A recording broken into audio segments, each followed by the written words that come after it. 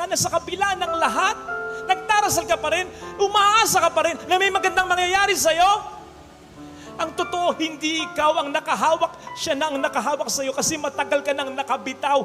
Ayaw ka lang niyang pakawalan sapagkat marami pa siyang plano sa iyong buhay. Do not stop hoping. Do not stop praying. Do not stop believing.